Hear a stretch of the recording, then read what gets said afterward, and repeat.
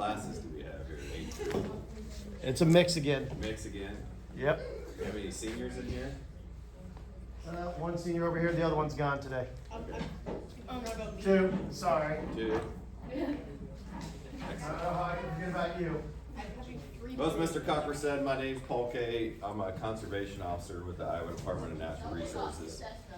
And today, we're gonna talk about my job, the Department of Natural Resources as a whole, and then we're gonna talk about some career stuff and some things you can do to set yourself up for success in the future. So, you can see our patch. Let me see if I can pull this thing out. Right here, what's that say? 1891. So that was a long time ago, right? Did anybody know when Iowa became a state? Landon, stop. You need to pay attention. Pay attention. Both of you. Anybody know when the Civil War was? 17 something? 18, ended in 1865. So Iowa, if I'm not mistaken, became a state right in that same time frame. For some reason, 1864 is standing out, but I don't think it was during the Civil War, so it was probably a little prior to that or just right after that. Anyway, 1891, that's a long time ago. So we are the oldest state law enforcement entity in Iowa. Other state law enforcement that you think of that you see all the time would be, anybody know? What's another state officer that you see driving down the road? Sheriff? My dad. So sheriffs are county. So state troopers, Oh. yep, so they're state law enforcement. They didn't start until the 30s. Why is that? What didn't you have in 1891 that the state troopers do today? Yeah, what did not you have? Yep, so how'd you get here today? Cars. Yeah, we didn't have cars in 1891, so there's no reason to really have state troopers because they do a lot of traffic control. In fact, a lot of the roads that we have even weren't established at that time. So we actually started out with some fisheries officers. So back in the day, you go back over 100 years ago, almost 150 years ago, you didn't go to Hy-Vee to get your groceries. There were no really grocery store. There were some markets. Primarily, you either raised your own food or you used the natural resources, fishing, hunting, whatever. And there was actually people that were market hunters that actually go out and commercially harvest a lot of these fish, wildlife species, and then sell them in the markets. In fact, St. Louis was one of the biggest wildlife markets in the nation. So that people kept going out further and further and killing ducks and geese and deer and turkeys and whatever, and would bring them back to the market because you didn't have refrigeration or a lot of it in electricity back at that time. So the stuff didn't last very long. Well, because of that, people were decimating the wildlife and fish populations throughout the whole United States. And so people that actually liked to hunt and fish started some game laws throughout the Midwest and different states to protect the fish, and that's how we started, basically to protect the wildlife resources we have from overharvest. So, as a conservation officer, did anybody have any idea what I do on a daily basis? Any guesses? Help wildlife. Yep, help wildlife how? Protecting the laws around it? Yep, so primarily my main function is law enforcement. So I'm checking people for their hunting license, fishing license, and then investigating crime. Anything else? Anybody have any idea of the Something about endangered animals? Yep, so we protect some endangered animals. We're kind of like a Swiss Army knife in law enforcement. We do a little bit of everything, not a lot of one thing. So we are state peace officers, just like a state trooper if you're hired as a conservation officer, you're gonna go to the police academy just like any other, law enforcement official. And then we're gonna do some specialized training from then on. As I say, I work for the Iowa Department of Natural Resources, and I am just a small part, so this is, you probably can't read this, but this is basically the organizational chart of the Iowa Department of Natural Resources. We have our director and staff here, and there's really two sides of it. So we have the Air and Water Quality Bureau, so they do all the pollution, landfills, work with commercial companies and do all that kind of stuff. And then we're over here in the conservation recreational side, which would be fisheries, wildlife, parks, forestry, and then us as conservation officers. Here's the state of Iowa. Anybody know how many counties there are in the state of Iowa? 99 counties, very good. We're down here, you can see when we're at full staff, which we're not at full staff, we're about 72 officers, so we don't even have one of me per county, so we cover large areas. I have officers in surrounding counties when they're off or on vacation or sick, we're covering for each other, so we cover pretty large areas. Some bureau statistics for the Law Enforcement Bureau. Our bureau budget is about $15 million a year, which sounds like a lot, but about 75% of that goes to staff and personal services. The starting salary for a conservation officer, this is just a couple years old, but wouldn't be too far off, is about $54,000 a year. So not gonna be rich doing this job. That's not even, so 72 is the number now. When we're at full staff, we have 72 field officers throughout the state. Most officers have one or two counties they cover. We do have a couple counties that have 2 officers. Scott County, which is the Quad Cities, and Polk County, which is Des Moines area, has 2 officers currently. That's probably going to change too. We work out of our vehicles in our homes, so I don't report to an office every day. Basically, my office is in my house. I spend 90% of my time in my patrol vehicle or in a boat. So we do have a district office. We have some district offices throughout the state. Our closest office, DNR office to here is in Brighton. Anybody know where that is? Up by Washington? Yeah. Lake Darling State Park. That's where we have an office there. We have some evidence, some boat storage, and some other things there, but I might be there once every 2 months. Most of the time it's in your vehicle and home. We don't work a set schedule. During a week, I will pick 2 days off. That doesn't mean you get those 2 days off. We're basically on call about 24/7. It depends on the time of the year and what the activity is going on. But if somebody is poaching or there's a boat accident or whatever, you're gonna get called out. So your schedule changes basically daily. How often are there boat accidents? What's that? How often are there boat accidents? Sorry, one more time. How often are there boat accidents? I mean, we probably have 100 boat accidents a year. Primarily, that's gonna be in the summer months, July, May, June, July, August, into September. That's usually our boating months, but for statistics, I'm thinking about that 100. A lot of those will be minor, but anybody born before 2012 in here? Before 2012. I think all of us were. Okay. How old would you have been in 2012? 4. 6. So you probably, in 2012, we had a really bad boating accident here in Burlington. You may have heard of it. It killed 4 kids, young adults, injured. There was 12 people involved, killed 4 of them. I'm the one that gets it called out at 2 in the morning, does the investigation, pulls the bodies out of the water, all that kind of stuff. So, I mean, we've had it in here. In fact, for a while, I think that's kind of changed in the last couple of years, but this stretch of river right here, Pool 18 and Pool 19 of the Mississippi River, was the deadliest stretch of water in the entire United States for about 10 years for the amount of drownings and boat accidents and stuff we had out there.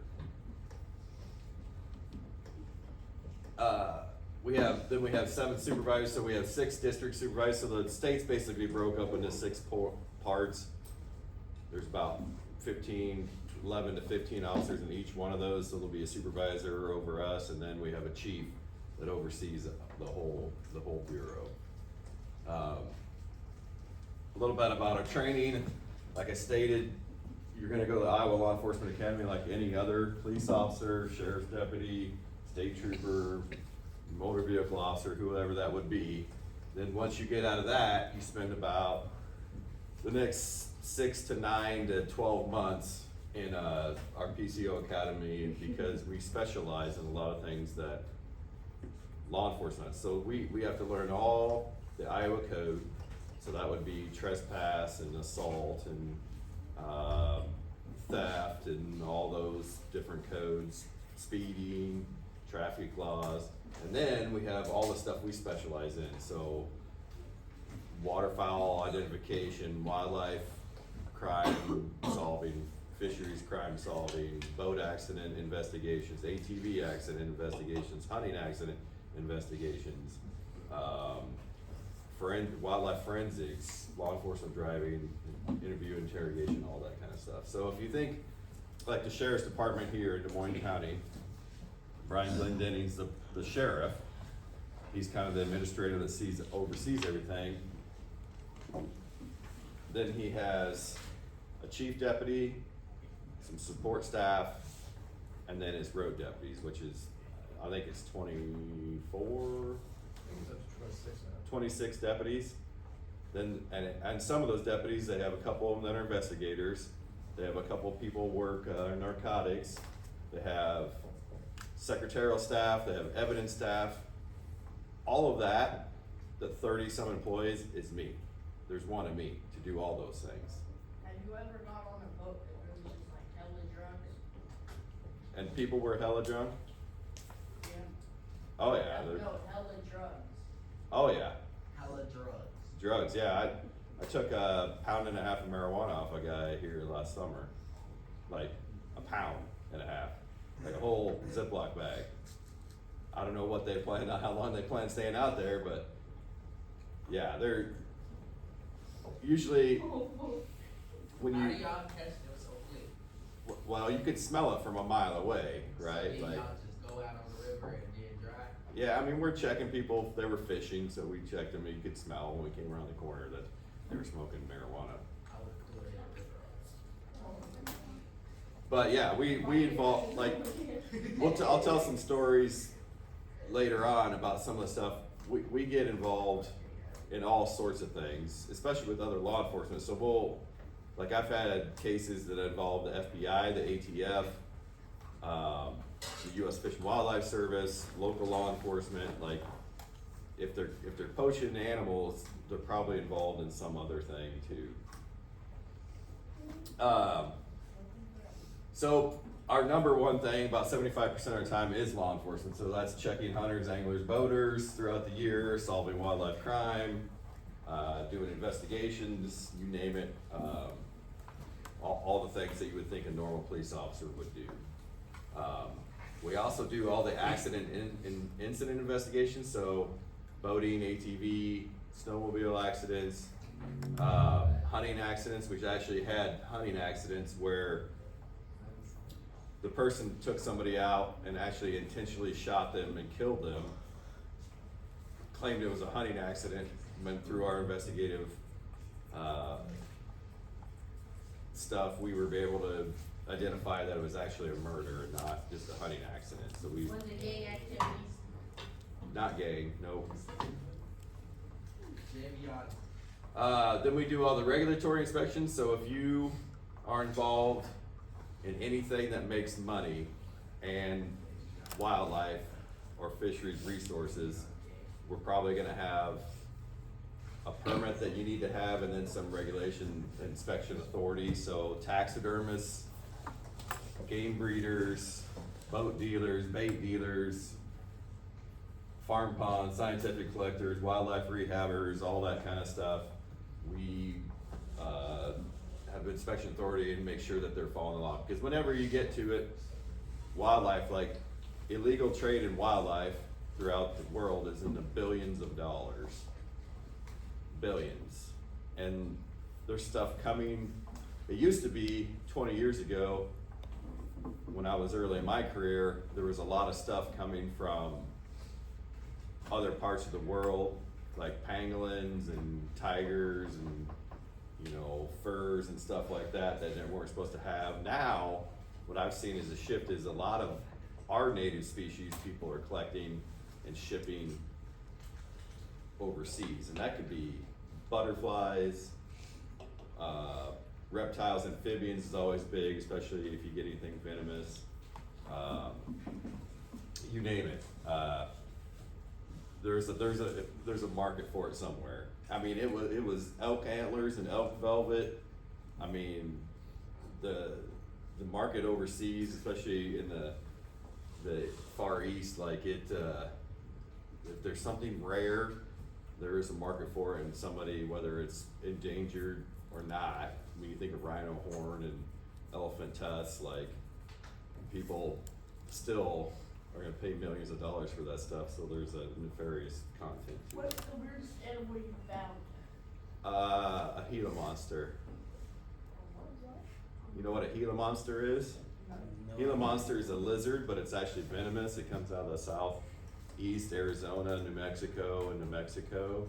They're brightly colored. The guy was transporting it illegally. He's a reptile dealer, and it was in like a hard Plano, or it was a cooler, and then just stopping this guy at a Geo State Park because he was looking for snakes and whatever, and went through and opened this up, and here's this Gila monster. I had a picture of it somewhere. I don't think I have it on here. And this guy had a Gila monster, and it's completely illegal for him to have, and he had to end up becoming a federal investigation. Whenever wildlife crosses state borders, there's a Lacey Act kicks in and that Lacey Act violation turns it into a federal crime. And then he was transporting, actually had an undercover officer, started working with this guy for about 2 years, found out he was making millions of dollars sending reptiles to a guy in Japan. So, you never know. You never know what you're gonna find. Then we also do some public relations and education. So we do programs like this. We do other, like tomorrow morning at Big Hollow, there's a free event. We're doing an ice fishing clinic. You can come up to Big Hollow tomorrow from 7 to 11 and go ice fishing we'll take you ice fishing. It's Big Hollow, like where they be cutting wood and shit, like the gun range. Yep, where the gun range is, That's where yep. my community service at. Yep, so on the lake up there, we're gonna take people ice fishing. So help with those programs, Pheasants Forever, Quail Unlimited, you name it, we do that. We also teach hunter education. We do firearms programs. No shooting guns. No shooting guns tomorrow, it'll be a little chilly, but we're gonna do some ice fishing. We work with schools, teach workshops, work with all these other non-governmental organizations on there that work with wildlife and fish. Then we also facilitate all the shooting sports throughout the state. So anybody in here on the trap team in Burlington? No, the Clay Hounds, anybody know? Anybody know anybody on that team? Yeah, Yep. I know a couple. So we certify all the instructors for that and facilitate that program. We also have NAST, which is National Archery in the Schools. So it's not so big down in Southeast Iowa. Mount Pleasant just started a program. I think we're gonna start one in Danville next year. But same thing, you go with archery equipment and you, like you would in a basketball game or football game, you compete against other schools shooting bows and arrows. Then we have, Oh, y'all only shoot bows and arrows. and then we have another program called SAS where it's rifles and pistols as well. Then there's all the other miscellaneous duties, so. What if I pull up to that SAS with like a beam and a switch? Am I gonna get arrested? Yes. Yes. Yes. Anything that deals with wildlife basically gets funneled down to me. So if you've got a snake in your basement or a raccoon in your porch, or What about like, this is a deer that actually fell into empty swimming pool, there was a tarp across and went in there, so I lassoed it and got it out, I get all sorts of crazy calls on stuff, whether that's, like I say, in their house or their car, or you name it, people call that. We work with landowners to help them manage wildlife on their property and also manage wildlife damage on their property. So if they have beavers damming up their pond or their creek and it floods their cornfield, or they're cutting down trees, or if deer are eating their crops, that kind of stuff, we work with those individuals as well. Pretty much all of it is dealing with people out there. What the future holds, so you would think over the years, like of all the 150 years of law enforcement, that we would be catching all the poachers, but it actually seems like it's getting worse just because people are paying more money for stuff. They also seem to get, like when I started my career, I didn't even have a cell phone. We had a radio, right? So like now, I'm sure it's just crazy to you to think that we lived without cell phones, and now it's smartphones. So when Was it weird switching from, the walkie-talkies to? Yeah, I mean a little bit, but we're always the other people the poachers get the better technology before we do. So I could go to a duck marsh and I could sneak around and pretty much check every group there before anybody was there. Now, the first group I check after I leave them, they are texting everybody else in the marsh and telling them the game warden's here. So they all know, so those challenges present themselves. We have thermal vision now, night vision, stuff that wasn't available or affordable. And recent now is very affordable, and so they use that kind of stuff. And that stuff will continue to develop. Drones, people have thermal drones now, so they will shoot a deer, wound it, and then they'll put up a thermal drone and go out at night and fly to find out where that deer is and then go get it, which is completely illegal, but they're still doing it. But it's stuff like that we continue to develop with. I should have written down most of the things because I probably forgot them in career, but like this is a guy that had 144 squirrels in his freezer, and he was shooting squirrels and deer, selling the antlers, and then he would take the squirrels and the deer meat and sell it to a local Asian restaurant. So you run into all sorts of things, and then you get into the USDA and FDA and everything involved in that and stuff. So Are you not allowed to kill squirrels? yep, but you can't have 144 of them, and you can't sell them. And especially you can't sell them to a restaurant. Which restaurant was he selling them to? I can't tell you that. It was not in Burlington, but it was in southeast Iowa. Did the restaurant get shut down? They got in pretty big trouble. I don't think I think it's still operating, but it changed hands. They sold that and went to somebody else. But yeah, that gets into the health department and all sorts of different things when you get down to that level. So we've got 2 seniors. Do you guys have any idea what you're gonna do when you graduate? Okay, perfect. So for anything, I would say don't limit yourself. So just as much as finding out what you want to do, I would start working a bunch of different jobs, find out what you don't want to do. That's probably just as good of information as anything. If you want to take my job, there's 72 of us in the state. Usually we do a 30-year career, so if you want to be the game warden in Des Moines County, Don Simonson was here for 30 years before me. I've got another 5 years, I'll be here 25 years, so the chances of you getting that are pretty slim, right? When she was like So, 50? what's that? When she was like 50? 50, yep. So if you limit yourself to one specific area, the chance of you getting there is slim, but there's a lot of other things you can do to set yourself up for success in that. work, like I said, work a variety of different jobs, summer jobs. Like I said, some of the best information you can get is finding out what you don't want to do as much as you want to do. And sometimes, like I had a friend that went to college, was an accountant, got out, worked as an accountant for about 6 months and decided they didn't like it and went back to school. Wasted all that time. If they would have just went and worked in the accounting office for the summer or seasonally or something during tax season, he probably could have figured out that it wasn't that great of a job and saved you all that time and money. How has it affected your family life? We're gonna get to that. Hold on. Okay, another thing is work on your communication skills. So that's with any job, especially I see now even more. We are more connected than we've ever been, but we are also less connected because people just text each other. They don't call them on the phone.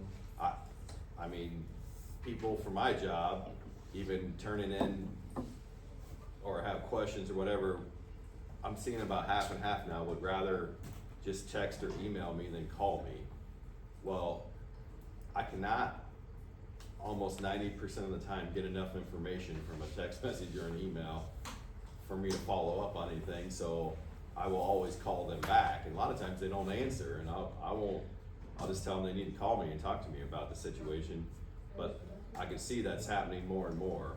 So we're more connected than we've ever been, but we're least connected because people are not working on their communication skills. So if you cannot get up here and do a program like this, you are not gonna be a very good police officer, I can tell you. You have to be able to talk to people on a second's notice. Sometimes people that are not very happy with you or happy with a situation, and then you have to diffuse that situation.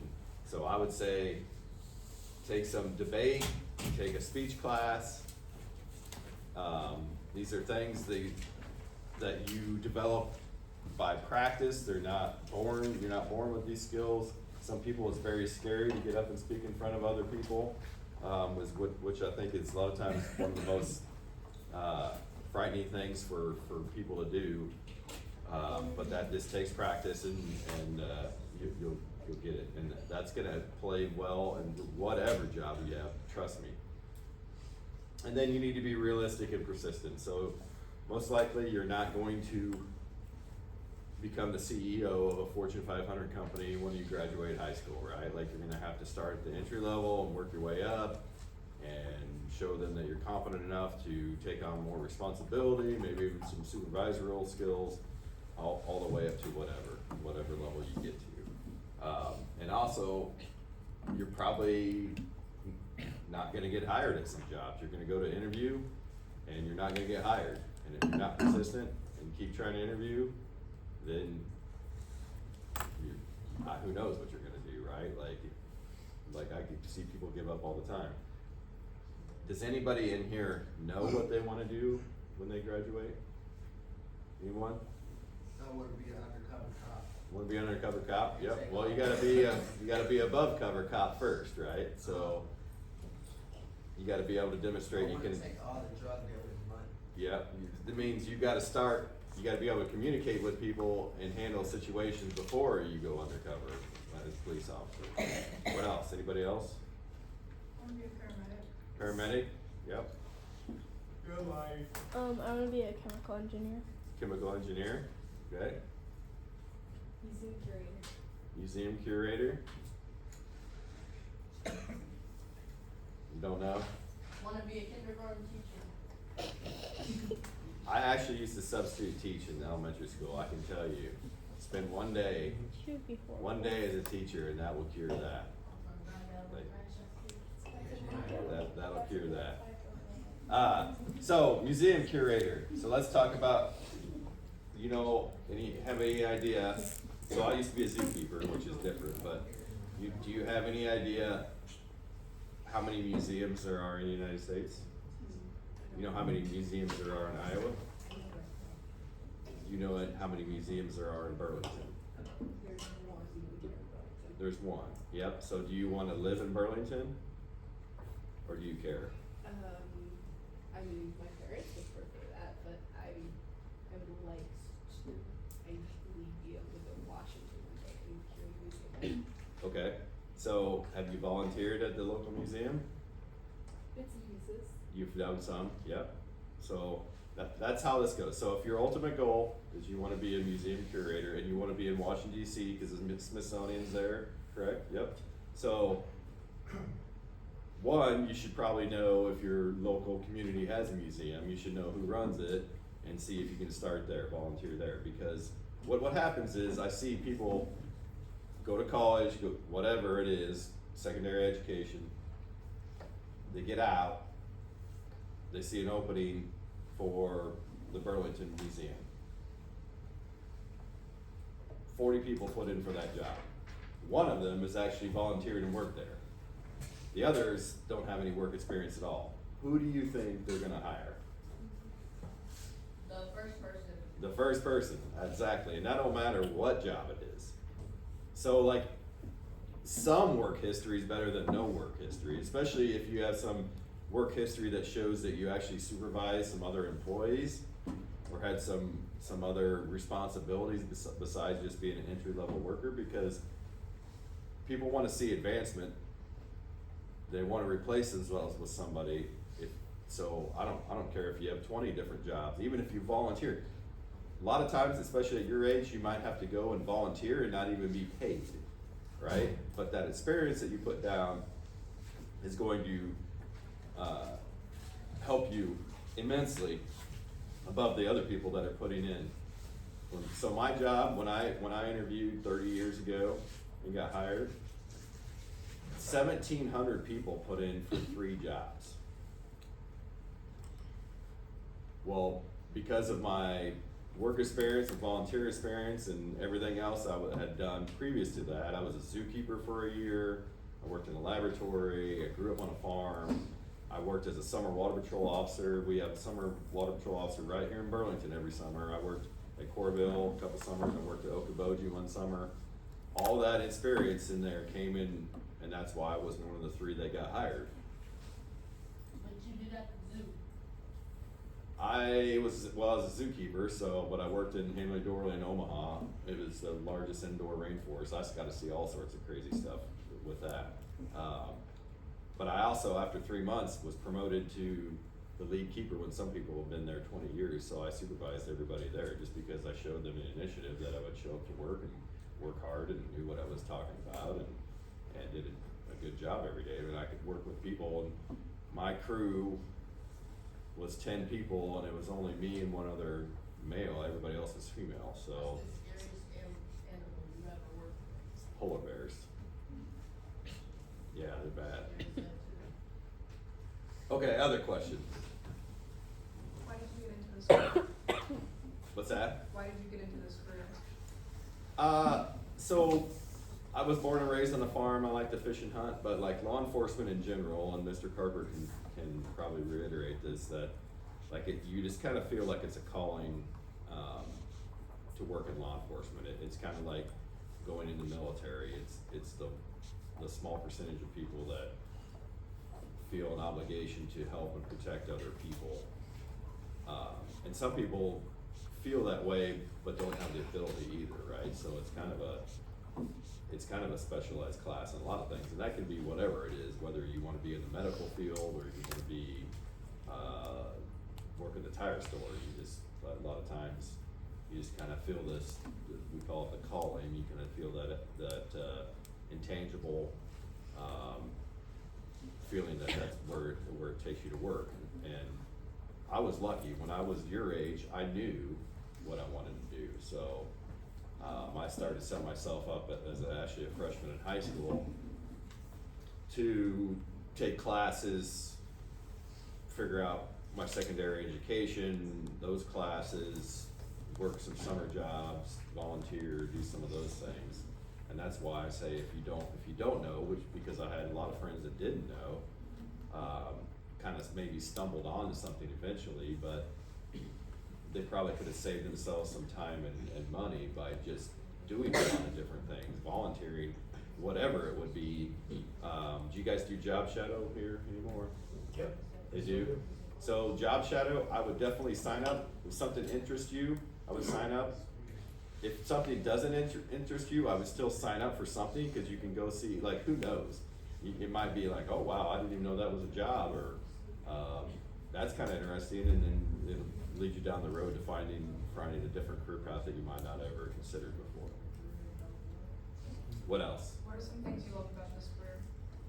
I like that I get to set my own schedule, and I've got a lot of flexibility in that schedule. That is catch-22 because there's one of me, so whether you're on a day or day off, you might have to go take care of something and your plans completely change. But it's rewarding, you get out of it what you put into it for sure.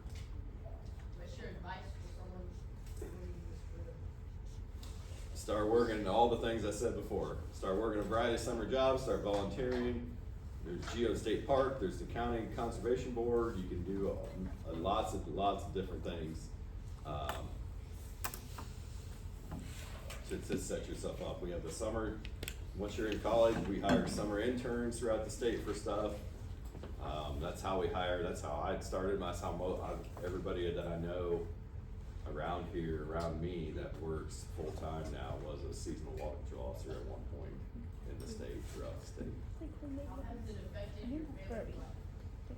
So, that's the tough thing, right? Like, since I'm on call 24/7, I don't work a 9 to 5 schedule and off on the weekends. I work for majority of weekends. I also work the majority of holidays, which is tough on a relationship, especially like, you know, my wife and I were gonna go out to eat or something, or I'm gonna take her out. Her birthday was just Tuesday, and somebody calls and says, hey, you know, this is going on, and you know, you go take care of it, right? So like that can be tough on a relationship. It takes a special person to do that, and also like law enforcement. Like, anybody know what the national divorce rate is throughout the United States for everybody? Like, A lot. 85%. It's about 50%. It's about a flip of a coin anymore. Law enforcement is above 80%. So, and that's because those other stressors. So we're getting better at it. We're getting better with mental health and focusing on some certain things that we've learned out throughout the years, like leaving your job at work and not bringing it home with you, which is tough sometimes, especially if you have a very stressful situation or something that you dealt with a complete jerk all day, right? And like, it's tough sometimes, but you learn over time as you mature. But like, it can be tough regardless of what job that is. It can be tough on your significant other because of that. What else you got? What are some positions you've held at the department? So, other than being a seasonal water patrol officer, I worked for fisheries for one summer, but other than that, I've basically been a conservation officer in this department. But we get a chance, my job's unique enough, we get it because we specialize in so many things. I work with all those other bureaus doing investigations or seasonal work or whatever it would be. Like I mean, we get into environmental pollution call. I'm telling you, like if anything deals with the environment, Burlington Police Department calls me, right? Like it doesn't matter whether it's somebody trying to raise a baby deer or somebody like I got called one Sunday night. This was a year ago, late. It was during deer season, so it was late. It was like December. That a creek out here in Burlington was pink, or like pinkish purple, and like actually the fire department got dispatched, and they called one of the guys in the fire department called me and said, hey, you want to come by and take a look at this? Of course, it's Sunday night. Nobody, like most of the DNR staff works Monday through Friday, 8 to 4:30, like they're there, with anybody but me. So I come out there, I took a water sample, looking through everything. It ended up being, we traced it down, one of the car washes, the stuff that they, like this bug wash stuff that's extra, when you wash that off, they keep it in a vat, and they actually illegally pumped it into the into the storm sewer, which actually runs out to a creek and then eventually into the river and everything, so it would've killed fish and everything else, so. You, What happened to the car wash? they got a pretty big fine, I think, for that. That luckily there was enough water to dilute that, and being winter, it really didn't harm, we didn't get very far, but, yeah, I mean, you name it, I mean, we had an investigation in recent history where a guy had poached a big deer. This other guy had tagged it. We found out this information, went there and went to serve a search warrant on this guy's house. And he wasn't home, but when we were there, me and some other DNR officers, one of the deputies drove by and pulled in and said, "Hey, are you looking for so-and-so?" And we said, "Yeah." I said, "You seen you guys over here to do a search warrant?" Like, we just did a search warrant here like 2 days ago, we can't find him, so if you find him, let us know. Like, okay, you know, we're gonna keep looking, because he basically, him and his girlfriend beat up a guy and kidnapped him, drugged him, took him down to Missouri, dropped him off, and stole his vehicle. So like, then the FBI got involved, like we get involved in all sorts of crazy stuff with that, and here we didn't even know that until that deputy drove by and ended up seeing us doing a search warrant there. So, you never know what you're. What's the craziest drug you found? I mean, earlier in my career, we used to find a lot of methamphetamine because people were actually out in the country and under bridges and whatever manufacturing. We don't really do that, find that anymore, because they're making it in China and in Mexico so cheap that they're bringing it up here. So, I would say probably methamphetamine. Really hard drugs now, like, we really haven't started getting into fentanyl much, but it'll get here. It'll get here eventually. But like a lot of it is, I see it, I'm going to call another law enforcement agency because I don't want to touch it, and who knows what it is, and they deal with that a lot more, and so I'll let them handle and take care of it. But yeah, well, I used to have a police canine, and I got called all sorts of things. I actually searched Burlington School not too long ago. My canine's gone now, but yeah, you get into all sorts of crazy stuff. I mean, the thing is, like, we do all this training, all of law enforcement, like the Burlington PD or the Sheriff's Department, like, if there's a mass casualty event or a school shooting, we're all gonna go. We're all gonna go because we're trained basically the same, so you never know what you're gonna end up in or what, right? Like, there's one of me. The thing about my job is I might be somewhere, it might take people 30 minutes, 40 minutes, an hour to get to me if something happened. And it might be over a boat, over who knows, middle of nowhere. If they find me at all, like, it's better now, we have a computer program that tracks us and GPS, whatever, but there were some times in my career, I remember one time, this was years ago, I was setting up some remote cameras on a stretch of river because people were hand fishing, and it rained 6 inches that night, and we just got this new camera, and I didn't want it to get ruined, so I went out there. I got swept down this river about 500 yards, swam out to the other side, and then it's like, it was 12 miles around to get to my truck. Well, I mean, it took me, I was walking through all sorts of stuff with no equipment on. Got attacked by wild dogs, I had a knife, it was all on me. Finally made it back to my truck about dark, and still had to get this camera out, and went and got it. And like, I got home at like 1 in the morning, and I was thinking, like, if I didn't make it home, how many days would have gone by before somebody would have noticed I was even gone? I mean, it might have been a week. And then eventually somebody would have found my truck, but that doesn't mean they would have found me. I mean, I could have been anywhere, right? So. Let's give it up for our guest.